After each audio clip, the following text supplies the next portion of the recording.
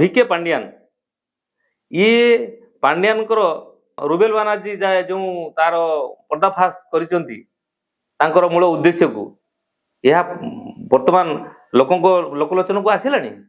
ଏହାର ଉଦ୍ଦେଶ୍ୟ ଯେଉଁ ଜଗନ୍ନାଥ ଯେଉଁ କାଞ୍ଚି ବିଜୟର କଥା ଇତିହାସର, ତେଣୁ ସ୍ୱୟଂ ଜଗନ୍ନାଥ ଦାକ୍ଷିଣାତ୍ୟ ଯେଉଁ ବିଜୟ କରିବା ପାଇଁ ଗଜପତିଙ୍କ ସାହାଯ୍ୟ କରିଥିଲେ ଏବଂ ଜଗା ବଳିଆ ଦୁହେଁ ଯାଇ ସେଠି ଯୁଦ୍ଧ କରିଥିଲେ ଏବଂ ପରାଜିତ କରିଥିଲେ ଏବଂ ସେତେବେଳର ସହସ୍ର ହାତୀରେ ଧନରତ୍ନ ସେଠୁ ଆଣିକିରି ଆମର ଶ୍ରୀମନ୍ଦିରରେ ରଖିଥିଲେ ରତ୍ନ ଭଣ୍ଡାରରେ। ଯେଉଁ ସେଇ ତାହାର ପ୍ରତିଶୋଧ ନେବା ପାଇଁ ହୁଏତ ଭିକେ ପାଣ୍ଡିଆନ ଇଏ ଓଡ଼ିଶାକୁ କରାୟତ କରି ତାର ରତ୍ନ ଭଣ୍ଡାର ଲୁଣ୍ଠନ କରିବାଠୁ ଆରମ୍ଭ କରି ଯେଉଁ ଜଗନ୍ନାଥ ଯେଉଁ ସାହାଯ୍ୟ କରିଥିଲେ ଗଜପତିଙ୍କୁ ଦାକ୍ଷିଣାତ୍ୟ ବିଜୟରେ ତାର ପ୍ରତିଶୋଧ ସେ ଜଗନ୍ନାଥକୁ ବି ଛାଡ଼ି ନାହାନ୍ତି, ଜଗନ୍ନାଥଙ୍କ ଉପରେ ମଧ୍ୟ ପ୍ରତିଶୋଧ ନେଉଛନ୍ତି। ଯେଉଁ ଜଗନ୍ନାଥ ଯୁଦ୍ଧରେ ଯୋଗ ଦେଇଥିଲେ ଜଗା ବଳିଆ ତାଙ୍କ ଉପରେ ମଧ୍ୟ ପ୍ରତିଶୋଧ ନେଉଛନ୍ତି ଭିକେ ପାଣ୍ଡିଆନ। ତ ଏଇ ଯେଉଁ ପାଣ୍ଡିଆନ ସରକାର ଚଳାଉଛନ୍ତି, ଯେଉଁ ସରକାରରେ ବିଧାୟକ ମାନେ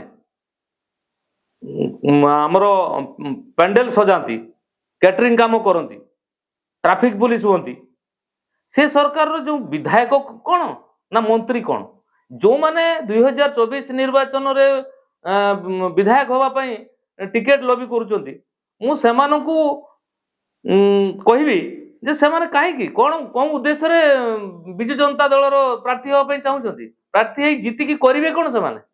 ସେମାନେ କ'ଣ ଆମର କ୍ୟାଟରିଂ କାମ କରିବେ ନା ଟ୍ରାଫିକ ପୁଲିସ କାମ କରିବେ? କାହିଁକି ନା ଜଣେ ବାହାର ରାଜ୍ୟର ଜଣେ ଲୋକ ସିଏ ଚାବୁକ ମାରିବ ଆମ ରାଜ୍ୟର ମାନେ ବରିଷ୍ଠ ନେତୃତ୍ୱ ମାନଙ୍କୁ ଚାବୁକ ମାରି କାମ କରିବେ, ଇଏ ଗୋଟେ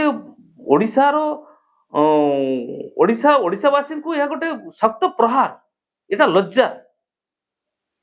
ତେଣୁ ଏଇ ପ୍ରକାର ଲଜ୍ଜାଜନକ ସ୍ଥିତିରେ ବର୍ତ୍ତମାନ ଓଡ଼ିଶାବାସୀ, ତେଣୁ ଏଇ ସବୁ କଥା ବର୍ତ୍ତମାନ ତୃଣମୂଳ ସ୍ତର ପର୍ଯ୍ୟନ୍ତ ଏ କଥା ପହଞ୍ଚିଗଲାଣି।